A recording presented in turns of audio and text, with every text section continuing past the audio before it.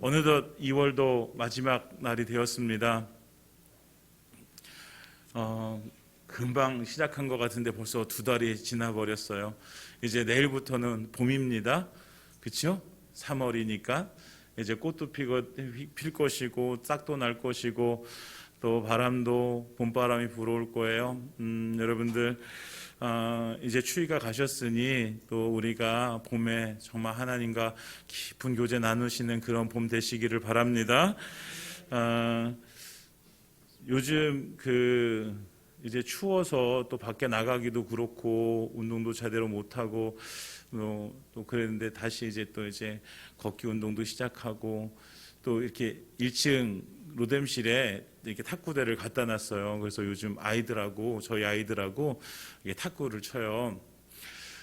근데 아이들이 이제 탁구를 잘 못 치죠. 한 번도 쳐본 적이 없어가지고 그래가지고 잘 못 넘기고 그랬는데 제가 이렇게 저도 잘 못 치는데 하여튼 그래도 아이들보다는 제가 더 잘 치니까 이렇게 가르쳐 줬어요. 그랬더니 이제는 조금 이렇게 막 넘기고 그래요. 그러면서 이제 보니까 이제 기본 자세가 안 돼 있으면 잘해도 이게 잘할 수가 없고 잘하려고 해도 잘할 수가 없고 공을 이렇게 맞더라도 꼭 다른 데로 이렇게 가고 막 그래요. 그래가지고 아이들에게 이제 기본 자세를 가르쳐주고 했더니 이제 조금 이렇게 잘 넘길 수 있게 되어졌어요. 그래서 저랑 이렇게 천천히 이제 요즘 치고 있는데 이제 그 탁구를 치면서 그런 생각을 해보는 거예요. 그러니까 다른 운동도 마찬가지. 제가 뭐 수영을 좀 배울 때도 그렇고 다른 운동들을 이렇게 좀 배울 때도 그렇고 항상 가장 어려운 시간이 언제냐면 항상 기본을 배울 때가 가장 어렵고 좀 힘들고 그런데 그 과정을 꼭 거쳐야지 실력이 이렇게 계속 올라가게 되어지거든요. 그래서 좀 힘들고 어려운 것이 사실 뭐든지 기본을 하는 것이 가장 어려운 건데 그리고 그 시간이 좀 지루한데 그래도 가장 기본을 잘해놔야지 우리의 실력이 이렇게 확 향상이 되어지는 거잖아요. 그런 것처럼 우리 믿음의 생활 속에서도 기본이 있는 거예요. 기본. 우리의 믿음의 생활 속에서 가장 기본이 뭘까요? 여러분들이 생각하는 가장 기본이 뭐예요? 한번 말씀해 보세요. 가장 기본이 뭘까요? 네, 그거예요. 네, 잘 얘기하셨어요. 잘 들리진 않는데 그거 말씀하신 것 같아요. 우리의 가장 기본은 예배예요. 예배. 하나님께 예배 드리는 삶이에요. 예배를 드리는 삶은요, 하나님은 하나님 자리에, 주인의 자리에, 나는 하나님의 종의 자리에 내가 그 관계가 분명해지는 시간이 예배예요. 그래서 우리의 삶의 속에서 믿음의 삶 가운데서 가장 중요한 것이 뭐냐라고 한다면 하나님은 언제나 내 삶의 주인의 자리에 계셔야 되는 거예요. 그리고 나는 항상 하나님의 종의 자리에 있어야 되는 거예요. 이 관계가 깨어지면 믿음 생활을 할 수가 없어요. 왜? 자꾸만 내가 그 주인의 자리를 차지하려고 하니까 안 되는 거죠. 그래서 예배 드리는 것이 가장 중요한 거예요. 뭐 다른 것들도 중요하지 않다는 게 아니라 예배가 우리가 가장 가져야 될 기본, 믿음의 기본 자세라는 거죠. 요한복음 4장에서 예수님께서는 그 수가선 여인과의 대화 속에서 이 예배에 대해서 가르쳐 주시잖아요. 23절에 보면 아버지께 참되게 예배하는 자들은 영과 진리로 예배할 때가 오나니 곧 이때라. 아버지께서 자기에게 이렇게 예배하는 자들을 찾으시느니라. 하나님은 영이시니 예배하는 자가 영과 진리로 예배할지니라. 하나님께서 예배하는 자를 찾으시는 거예요. 그런데 어떻게 예배하는 자? 영과 진리로, 성령으로 예배하고 하나님의 진리의 말씀으로 예배하는 그 사람을 하나님께서 찾으시는 거예요. 지금도 마찬가지로 우리가 다 같이 앉아서 하나님 앞에 예배드리고 있지만 하나님은 지금도 찾고 계신 거예요. 누가 나에게 그 영과 진리로 지금 예배하고 있는가? 우리 사랑하는 남주현교회 모든 성도들이 하나님께서 찾으시는 그 한 사람 되어주시기를 바랍니다. 우리가 하나님 앞에 이렇게 예배할 때 하나님께서 우리 가운데 이 예배를 통해서 다시 한번 하나님의 존재를 알려주시는 거예요. 하나님께서 우리를 만나주시는 거예요. 그래서 우리는 예배를 통해서 누굴 만나고 가야 돼요? 하나님 만나고 가야 돼요. 내 옆에 있는 지체, 아유 오랜만에 만났어, 아이고 잘 지냈어, 잘 지냈어, 이거 하고 끝나는 게 아니라 우리의 예배는 나를 사랑하시고 나를 위해서 아들 예수 그리스도를 보내주셔서 십자가에 죽게 하신, 그래서 나를 구원하신 그 하나님을 만나는 자리가 되어져야 돼요. 그리고 그 하나님을 만남을 통해서 그 하나님이 나의 삶의 주인이시고 내가 다시 종이라는 사실이 확실히 더 깨달아지고 알아져서 이 교회 문을 나가야 되는 거예요. 그래서 세상 속에서 그 그 하나님이 내 삶의 주인 되시면 우리가 다 굳건하게 이 마음속에 탁 자리 잡고 살게 되어지죠. 그럼 흔들리지 않거든요.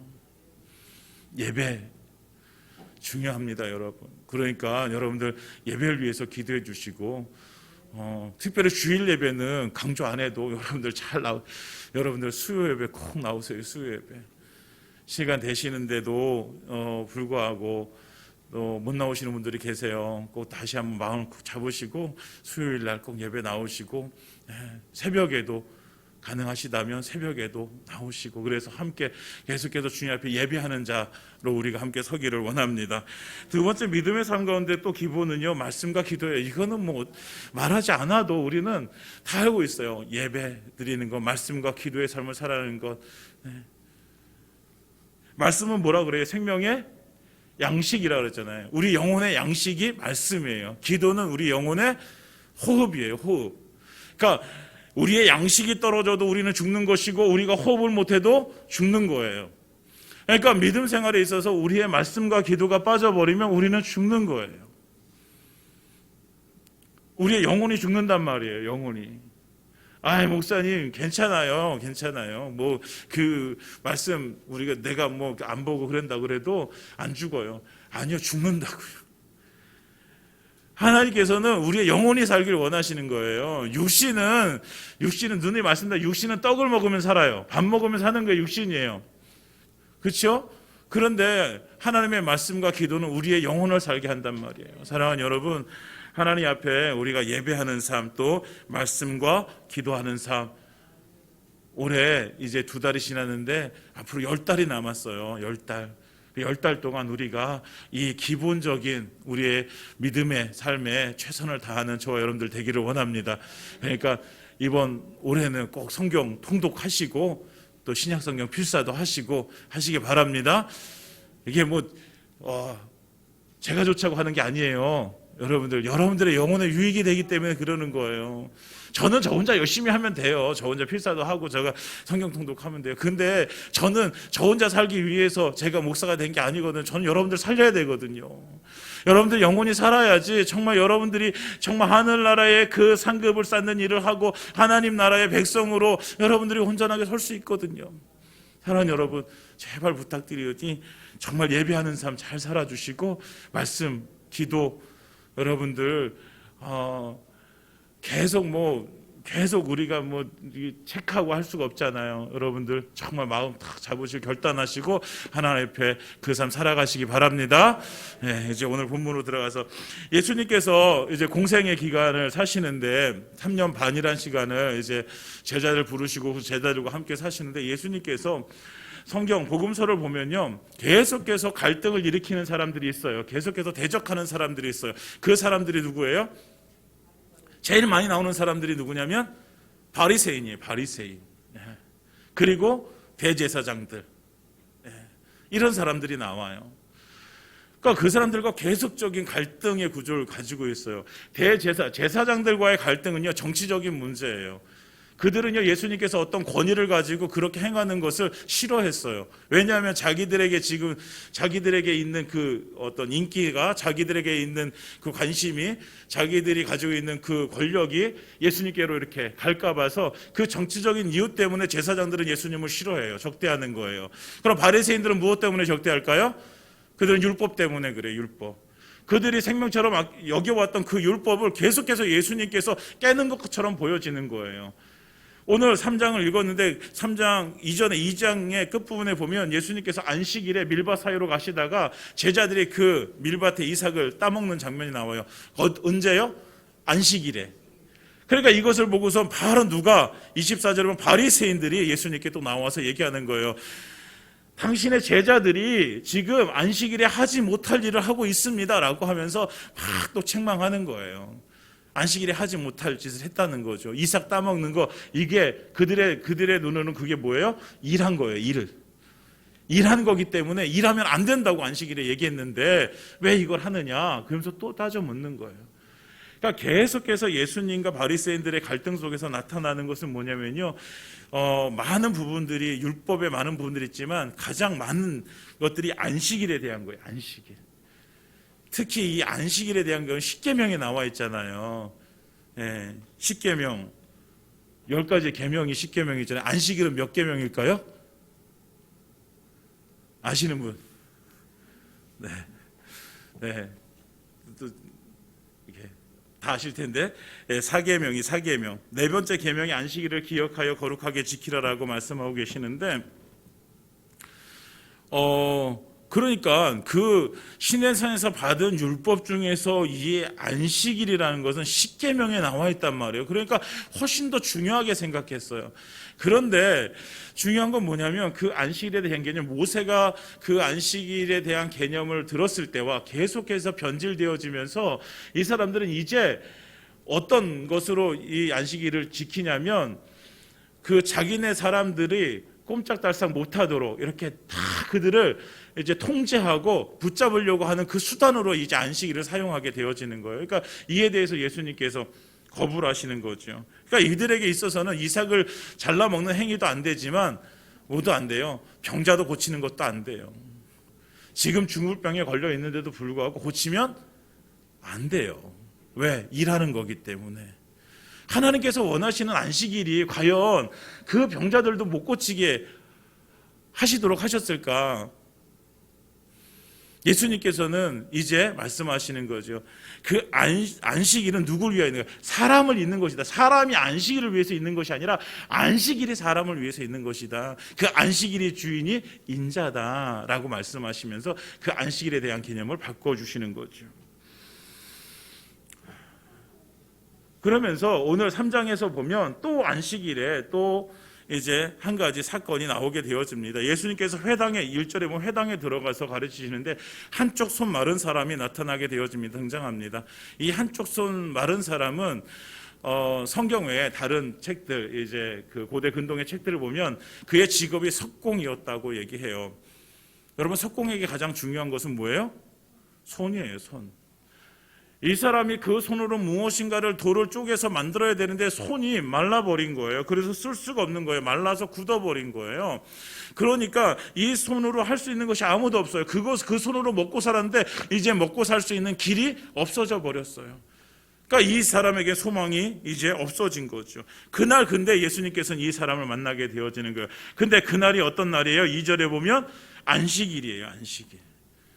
그러면서 사람들이 예수님을 주의해서 보게 되어집니다. 안식일에 저 예수가 무엇을 하는지 한번 광경을 지켜보면서 이렇게 생각했어요. 어디 한번 예수가 이게 무엇을 하는지 한번 두고 보자.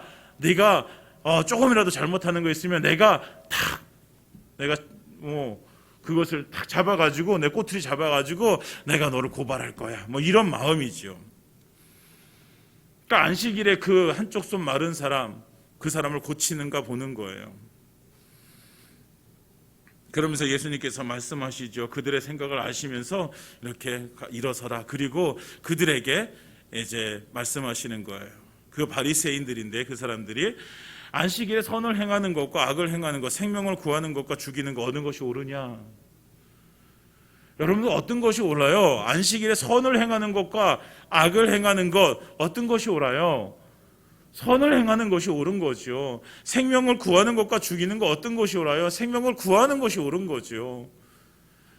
하나님께서 안식일을 만든 개념은 뭐냐면 창조 때 6일 동안 모든 세상을 창조하시고 7일째 되는 날 안식하셨어요. 그 안식이 하나님께서 쉬시는, 그런데 그 쉼이 뭐예요? 아무 일도 하지 않고 쉬시는 건데, 근데 그날이 어떤 날이냐면 하나님께서 모든 것을 이루신 그 모든 것들에게 자유를 주시는 날이거든요. 결국 병자를 고쳐주는 것이 자유케 하는 것이죠, 여러분. 그 병에서 놓여 자유케 되어지는 것을 하나님께서는 원하시는 거예요. 그가 병자를 고치는 게 마땅한 거죠. 근데 율법에서 율법을 지키는 바리새인들 이것이 이해가 되어지지 않아요. 예수님께서는 이걸 바꾸시는 거예요. 이 안식의 개념을 바꾸시는 거죠. 그러니까 이 사람들이 아무 말도 못하고 있습니다. 그 바리새인들이 예수님께서 이렇게 질문하니까 아무 말도 못해요. 그러면서 예수님께서 뭐라고 어떻게 생각해요? 5절에 보면 그들이 마음이 완악함을 탄식하사 노하심으로 그들을 둘러보시고 그 사람에게 이르되 내 손을 내밀라 하시니 내밀매 그 손이 회복되었더라. 그들의 마음이 어떻게 했어요? 완악했어요. 완악하다는 건요, 대리석처럼 굳어버린 마음을 완악하다고 얘기하는 거예요. 그러니까 그들의 아주 단단하고 견고하게 굳어버린 마음을 가진 사람들이 바로 바리새인들이에요. 그들은요, 예수님의 말씀을 들을 생각조차 안 해요. 왜? 내가 지금까지 경험하고 내가 지금 생각하고 내가 지금까지 들어왔던 이 율법이 맞는 것이지 저 예수의 말은 맞지 않아. 이미 굳어져 버렸어요. 굳어져 버렸으니 예수님의 말씀이 들어와요? 안 들어와요? 안 들어와요. 굳어져 버렸으니 예수님께서 아무리 선한 일을 하신들 그것이 그들에게 선함으로 보여져요? 안 보여져요. 예수는 그 율법을 깨트려 버린 자요 어떻게든지 잡아 죽일 자로 여기는 것이지, 예수님을 좀 마음을 좀 열고 보면 예수님의 그 모습이 보여질 텐데 마음이 굳어져 버렸으니, 대리석처럼 굳어져 버렸으니, 완악해졌으니 보여지지도 않고 들려지지도 않는 거예요. 우리가 오늘 세 종류의 사람을 보게 되는 첫 번째 종류가 그런 사람이에요. 바리새인처럼 마음이 굳어져 버린 사람들. 그러니까 마음이 굳어지니까 듣지도 않고 보지도 않고, 그러면서 6절에 바리새인들이 나와서 곧 헤롯 당과 함께 예수를 어떻게 죽일까 의논하잖아요. 원래 바리새인들과 헤롯 당은요 원수지간이에요. 바리새인들은 철저하게 민족주의자들이에요. 유대주의자들. 헤롯 당은요 뭐예요? 로마의 앞잡이인 이 헤롯을 따르는 무리들이에요. 그러니까 이 둘은요 상극이란 말이에요. 절대로 어울릴 수 없는 무리예요. 그런데 이들이 어울려요. 무엇을 할 때? 예수를 잡아 죽이고자 할 때. 이게 마음이 굳어버린, 대리처럼 마음이 굳어버린 사람들의 모습이에요. 자기가 들어야 될 것을 듣지 않고 봐야 될 것을 보지 않고 자기의 고집으로, 자기의 자존심 때문에 믿음이 있다라고 얘기하면서 교회에 나와서 우리가 함께 예배 드리지만, 그러나 우리가 자기의 믿는 믿음과 자기를 향한 자신을 향한 믿음이 공존해 있는 거예요. 내 고집. 믿음의 삶을 살아가는 사람들은 하나님의 말씀을 가지고 살아가야지라고 알아요. 아는데 여전히 뭐가 남아있는 거예요? 내 고집이 남아있는 거예요. 하나님이 말씀을 이렇게 하셨지만 내가 지금까지 살아온 결과 이렇게 하면 안 되는 거야. 여러분, 하나님의 말씀이 진리입니까? 진리가 맞아요? 진리는 변할 수 없는 거잖아요. 그러면 하나님의 말씀은 언제나 옳은 거예요. 진리라고 하면 우리의 생각과 하나님의 말씀이 있을 때 우리는 어떤 것을 따라가야 돼요? 하나님의 말씀을 따라야 돼요. 왜? 하나님의 말씀이 진리니까요. 우리의 생각과 우리의 고집과 내 자존심, 내가 생각하는 어떤 그런 것들은요 진리가 아니란 말이에요. 그런데 우리는 때때로 대리석처럼 우리의 마음이 굳어져 버려가지고 하나님의 말씀이 보여지지도 않고 들려지지도 않는 거예요. 주님은 계속해서 성경을 통해서 우리에게 말씀하고 계시는데 근데 그게 보여지지가 않는 거예요. 들려지지가 않아요. 아무리 강단에서 말씀을 선포하고 있어도 들려지지가 않는 거예요. 목사님, 그거는 정말 이상적인 말이에요. 성경 안에서 말씀으로, 성경에서 하고 있는 말씀은 이상적인 거죠. 이상적인 거. 그걸 다 어떻게 우리가 인간이 어떻게 다 해요. 그냥 인간은 적당히 하면 돼요. 이게 고집이에요. 이게 하나님께서 말씀하셨으니 그 말씀을 따라, 그것이 실패하더라도 주의 말씀을 따라 우리는 가야 되는 사람들이죠. 그것을 내가 판단하고 내 마음대로 판단하고 내 고집대로, 내 자존심대로, 내 생각대로 살아가는 것이 믿음의 사람들의 삶이 아니란 말이에요. 그런데 우리는 말씀을 앞에 두고서 그것을 무엇으로 내 생각으로 재단해버리고 내 고집으로 재단해버리고 그래서 편하지 않으려고 하는 거예요. 사랑하는 여러분, 믿음의 사람들은 변해야 돼요. 하나님의 사람들은 변해야 돼요. 깨달으면 변해야죠. 굳어져 있으면 안 돼요. 그것을 오늘 예수님께서는 뭐라고 말씀해요? 마음의 완악함이라고 그러는 거예요. 완악함. 대리석처럼 굳어가지고 변하지 않으려고 하는 마음은요, 완악한 거예요. 악한 거란 말이에요. 오늘 예수님 앞에 선 첫 번째 사람은 바로 이 바리새인들, 대리석처럼 마음이 굳어져서 절대로 나는 내 자존심을 굽히지 않아, 내 고집을 굽히지 않아, 내 의견을 굽히지 않아, 나는 변하지 않을 거야 라고 하는 사람들입니다. 사랑하는 여러분, 우리는 그렇게 하면 안 돼요. 우리는 변해야 돼요. 굳어버린 마음을 하나님께 내려놓고 우리는 기도해야 돼요. 주여, 제 굳어버린 마음, 변화되려고 하지 않는 이 마음을 하나님 주님께서 만져주셔서 하나님 이것이 변화되어지게 하여 주옵소서. 우리가 그럴 때 우리의 삶이 정말 이제 굳어진 마음이 이제 풀어지고, 그래서 주의 말씀이 보여지고 들려지고, 그래서 그 말씀이 그대로, 그 사실 그대로 우리 마음에 믿어져서 그 말씀대로 살아가는 저와 여러분들 되기를 예수님의 이름으로 축원드립니다. 두 번째, 오늘 7절부터 12절까지 우리가 오늘 읽은 본문에 보면 예수님께서 첫 번째는 이제 회당에서 들어가셔서 바리새인들을 만나게 되시고, 두 번째는 오늘 바다로 물러가세요. 갈릴리 바다로 가셔서 그곳에서 많은 사람들이 따르는 그 사람들을 만나게 되어집니다. 예수님께서 갈릴리 바다에 가시니 8절에 보면 유대와 예루살렘과 이두메와 요단강 건너편과 또 두로와 시돈 근처에서 많은 무리가 예수님께로 달려오게 되어집니다.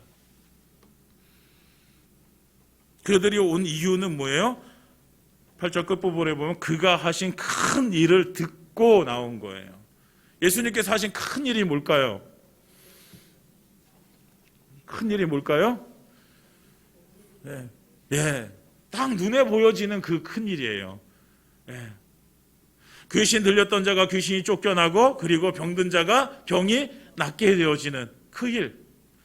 그러니까 모여든 사람들의 대부분은 어떤 사람들일까요? 그렇죠. 귀신 들린 자, 병든 사람. 10절에 나오잖아요. 이는 많은 사람을 고치셨으므로 병으로 고생하는 자들이 예수를 만지고자 하여 몰려왔음이로라. 병든 사람들이 예수 만나면 내 병이 고쳐질 거야 라고 생각하면서 예수님을 한 번이라도 만나봤으면 좋겠다, 한 번이라도 만져봤으면 좋겠다, 그러면 그 만지면 내가 병이 낫겠다 하면서 예수님께로 몰려온 사람들이에요. 한두 명이 아니라 많은 사람들이 몰려왔다. 많은 사람들이. 근데 문제는 뭐냐면요, 그들이 자기의 영혼이 구원받는 것을 위해서가 아니라 자기의 육신이 구원받기 위해서, 육신이 낫기 위해서 찾아오는 거예요. 영혼에 대한 관심이 없어요. 그냥 내 육신 나으면 되는 거예요.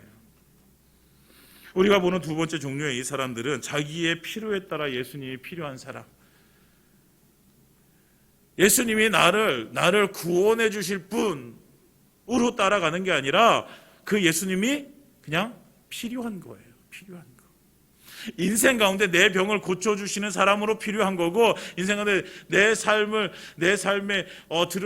나에게 묻은 귀신을 쫓아낼 자로 그냥 필요한 거예요. 필요에 의해서 예수님을 따라가는 거예요. 이런 모습으로 교회 나오는 사람들 얼마나 많은지 몰라요. 여러분, 우리 교회는 작아서 그런 분들 없는데요, 큰 교회 가보면 있어요.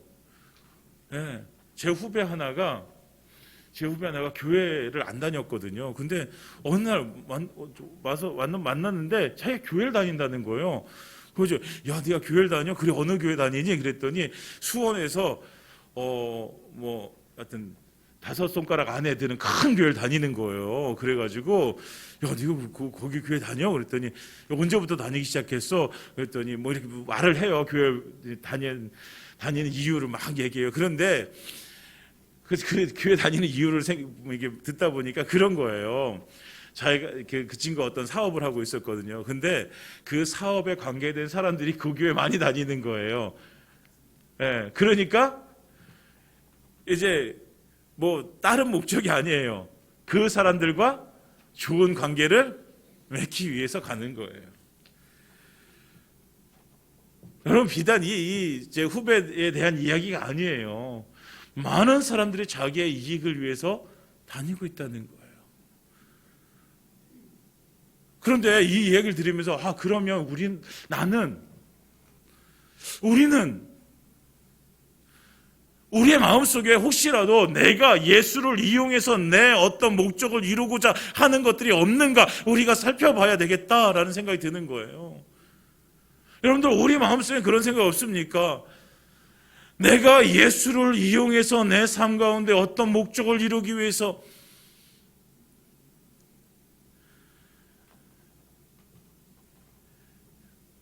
물론 처음에 교회 오는 사람들은요, 이것 때문에 와요. 병 고치기 위해서 오요, 귀신 쫓아내기 위해서 와요. 자기의 필요에 의해서 교회를 찾아오게 되어져 있어요. 그런데 그 사람이 예수님을 믿게 되어지고 10년이 지나고 20년이 되어져서도 똑같이 그 모습이라면 안 되는 거잖아요.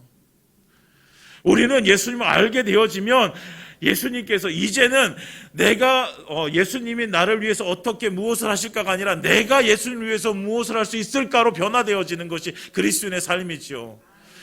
예수 믿은 지 10년이 됐는데도 불구하고 여전히 예수님이 나를 위해서 무엇을 해주실까? 물론 예수님께서 은혜로 우리에게 모든 것 채워주십니다. 그런데 우리의 믿음의 마음은 뭐예요? 이제는 내가 예수님을 위해서 무엇을 할 수 있을까로 변화되어져야죠. 언제까지 예수님을 이용해서, 그것은 맨 처음에 교회에 나올 때 이야기예요.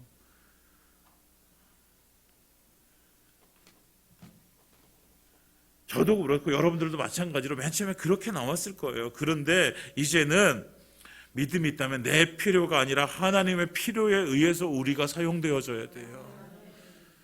하나님의 필요가 그럼 무엇인지 알아야 되죠. 하나님이 나를 통해서 무엇을 하길 원하시는지, 우리 교회를 통해서 무엇을 하길 원하시는지, 그래서 이곳에 나를 보내셨고 나를 이곳에서 하나님께서 쓰시려고 하시는데 내가 그러면 어떻게 쓰임받을 수 있을까? 우리의 기도는 그렇게 변화되어져야 되는 거예요. 하나님 앞에 나아가서 하나님께 나를 쓰시고, 하나님 제가 어떻게 변화되어 주세요? 어떻게 하나님 앞에 드려져야 될까요? 하나님 제가 무엇을 준비해야 될까요? 하나님 저를 하나님 써주시옵소서. 이것이 우리의 기도의 내용이어야죠. 하나님 앞에 섰지만 대리석처럼 마음이 굳어진 사람들도 있고, 하나님 앞에 섰지만, 예수님 앞에 섰지만, 그러나 예수님의 그 은혜, 단순히 육신적인 체험, 자기의 필요를 해결하기 위해서 선 사람들이 있다는 거죠. 사랑하는 여러분, 우리는 이제는 내가 예수님이 그냥 어떤 수단이나 이런 것이 아니라 이제는 예수님의 그 쓰시는 일에 내가 수단이 되어져서 주님께 드려지는 인생 되어지시기를 예수님으로 축원드립니다. 세 번째 사람들은요, 13절에 하나님께서, 예수님께서 산에 오르셔서 이제 12명의 사람들을, 제자 중에 12명을 특별히 세우시게 되어집니다. 이 사람들을 우리는 12 사도라고 부르는 사람들입니다. 베드로, 그리고 세베대 아들 야고보와 요한, 안드레, 빌립, 바돌로메, 마테, 토마, 알페오 아들 야고보, 다데오, 가나나인의 시몬, 그리고 가룟 유다. 이 12명의 제자를 주님께서 특별히 이제 부르셔서 그들을 제자로 삼으십니다. 근데 그 제자로 부르신 이유가 뭘까요? 14절에 보면 그 12를 세우실 때 이는 자기와 함께 있게 하시고, 예수님께서 그들을 따로 세우신 이유는 예수님과 함께 있게 하기 위해서. 그들은 그러니까 날마다 예수님과 함께 하는 자들이었어요. 여러분, 예수님의 제자는요, 예수님과 함께 하는 사람들입니다. 예수님께서 그들을 부르실 때 예수님께서 풍족하게 무엇을 그들을 먹일 수 있는 것도 아무것도 없었어요. 그들을 재울 수 있는 어느 안락한 집이 있던 것도 아니에요.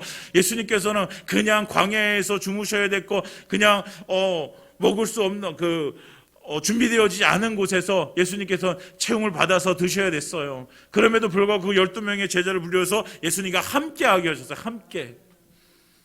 예수님의 제자들은요, 우리가 예수님의 제자라고 하면 우리는 예수님과 함께 하는 사람들이 되어야 돼요. 예수님과 함께. 예수님과 함께 함으로 떡이 채워지지 않을 수 있어요, 여러분. 여러분들이 원하는 어떤 그 육신의 요구가 우리에게 채워지지 않을 수도 있다고요. 내가 예수님의 제자라 할지라도. 이해하십니까? 우리는 예수 믿으면, 우리 옛날에 선배 목사님들이 예수 믿으면 모든 것이 다 잘 될 거라고 말씀하셔서 우리는 아직도 그런 기대감이 있어요. 예수 믿으면 다 잘 될 거야, 다. 다 잘 되지 않아요, 여러분. 우리의 육신의 요구가 다 채워지지 않는단 말이에요. 그러면 사도 바울의 병도 고쳐졌어야죠. 하나님이 원하시는 것은 하나님의 영광을 위해서 그에게 가장 좋은 것이 무엇인가, 그가 교만하지 않고 죄짓지 않고 하나님의 말씀대로 살아갈 수 있는 것이 무엇인가, 하나님께 채워주시는 것은 그렇게 채워주시는 거예요. 돈이 많아가지고 부자가 돼가지고 그 돈 가지고 우리가 나눴던 둘째 아들처럼, 탕자처럼 나가가지고 호랑방탕하게 다 써버리면 그거 어떡해요? 그게 차라리 돈이 없는 게 낫죠. 그래서 예수님께서는 그들에게 어떤 떡을 채울 수도 없고 그들이 원하는 것만큼 채워주지 않아요. 그러나 예수님께서 모든 것들 다 채워주실 수 있는 분이세요. 정말 하나님의 영광을 위해서라면 모든 것을 다 채워주실 수 있는 분이에요. 그러니까 우리와 함께 하시는 예수님과 함께 하는 삶은요, 예수님께 유익이 아니라 우리에게 유익인 거예요.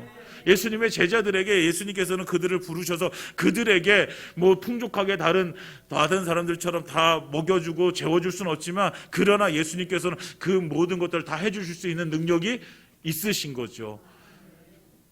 그것이 하나님의 영광이 되어진다면, 그러니까 마찬가지로 우리의 삶 가운데서 우리가 예수님과 함께 할 때 하나님의 영광이 되어진 하나님은 여러분들의 삶 가운데 모든 것을 다 채워주실 것입니다. 여러분들이 지금 바라고 소원하는 것, 그것이 하나님께 영광이 되어진다면 모든 것을 다 채워주실 줄 믿습니다. 그러니까 우리가 예수님 앞에 나아갈 때, 예수님 앞에 섰을 때에 예수님은 우리를 제자로 삼으셔서 우리와 함께 하고 싶어 하시는 거예요. 여러분들 예수님과 함께 하시는 삶 살아가시기 바랍니다. 그리고 예수님과 함께 하시면서 예수님께서 원하시는 것은 이는 자기와 함께 있게 하시고 또 보내사 전도도 하며, 하나님께서 예수님께서 우리에게 원하시는 것은, 예수님의 제자된 우리에게 원하시는 것은 나가서 전도하는 삶을 살라는 거예요. 전도. 예수님과 함께 있는 것만으로 족합니다. 여러분, 예수님과 함께 정말로 예수님과 깊은 교제를 나누게 되어지면요, 다른 거 안 해도 예수님과 그 함께 있다라는 것이 정말 말할 수 없는 기쁨이 될 때가 있어요. 그런데 그것을 경험했으면 좋겠습니다. 예수님과 그냥 함께 교제하는 거, 얘가 예수님께서 그냥 내 옆에 계셔서 나와 함께 그냥 이렇게 교제하고 계신 것 같은 그런 것들, 이것이 느껴지는 거예요. 그러면 세상에 지금까지는 어떤 거 가지고 근심 걱정이 많았었는데 그런 근심 걱정이 없었어요. 근데 그게 어디냐면 베드로, 요한, 야고보를 데리고 올라가셨던 그 변화산이에요. 그 변화산의 경험이 저와 여러분들에게 있어야 되는 거예요. 그러니까 제자들이 말하잖아요. 예수님, 이곳에 초막셋을 짓고 여기서 살기를 원합니다. 너무 좋은 거예요. 너무 좋은 거예요. 근데 예수님께서 아니야, 여기가 우리가 살아야 될 곳이 아니라 어디, 이 산 아래가 우리가 살아야 될 곳이야. 내려가자라고 하시면 내려가세요. 여기가 좋은데.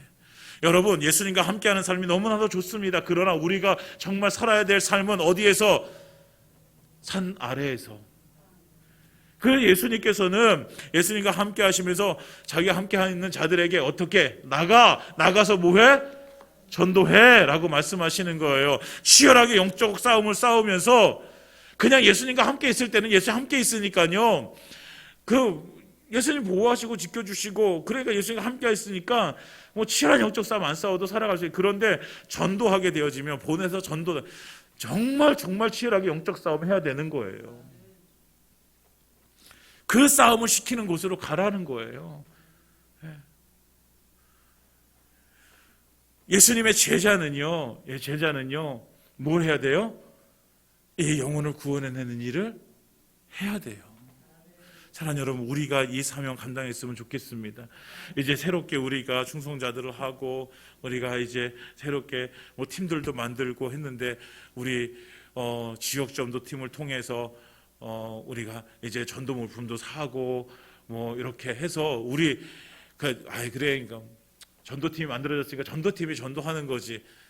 여러분, 전도팀이 만들어진 거는 우리 교회 전체가 다 전도할 수 있는 그런 교회가 되어지기 위해서, 섬기기 위해서, 돕기 위해서 있는 것이지, 이제 전도팀이 그건 전도팀의 일이야, 니네가 해, 이런 게 아니에요. 여러분, 우리가 정말 예수님께서 우리를 택하셔서 우리를 제자 삼아 주셨으면 예수님과 함께하고, 또 예수님께서 우리에게 나가서 전도해라 하셨으니 우리가 다 같이 전도하는 전도자의 삶을 살아가시기를 예수님을 축원드립니다. 그럴 때에 주님께서는 그 다음에 15절에 귀신을 내쫓는 권능도 가지게 하려 하심이니라 라고 말씀하십니다. 우리가 치열하게 영적 싸움을 싸워나갈 때에, 그래서 정말 그 귀신의 존재도 우리가 알게 되어지고, 그래서 사람들을 만날 때 그 사람을 괴롭히는 그 귀신의 존재도 알게 되어지고 할 때에, 우리를 통해서 예수님의 이름이 우리를 통해서 나타나게 되어지고, 그 예수님의 이름의 능력이 귀신을 쫓아낼 줄 믿습니다. 병자들도 그 예수님의 이름이 능력으로 고쳐질 줄 믿습니다. 무엇을 위해서? 그 영혼을 살려내기 위해서. 다른 이유가 없어요. 그 영혼을 살려내야 되니까.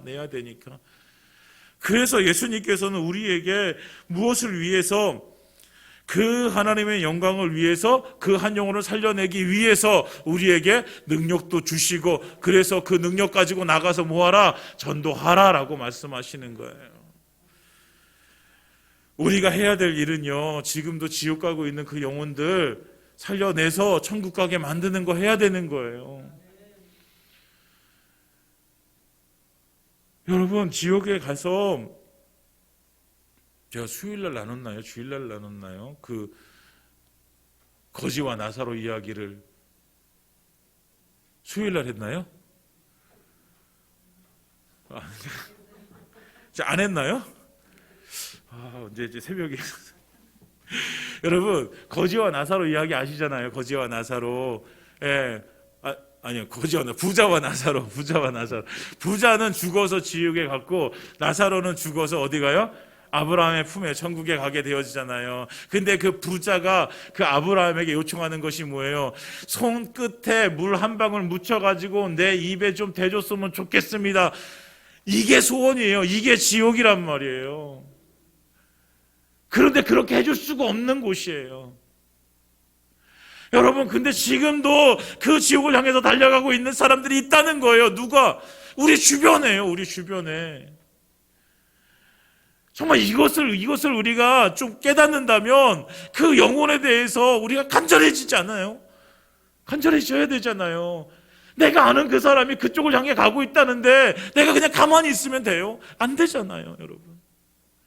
정말 우리에게 주신 것, 하나님께서 내게 주신 것 가지고 그 영혼 한 영혼 살려낼 수 있다면, 그 영혼을 위해서 내가 뭐 어떤 것이든 투자해서 그 영혼 살려내는 그런 하나님의 백성들 되어주시기를 예수님으로 축원드립니다. 이제 말씀을 마치겠습니다. 오늘 우리는 세 종류의 사람을 봤습니다. 첫 번째, 마음이 굳어져 버린, 대리수처럼 굳어져 버린 사람들입니다.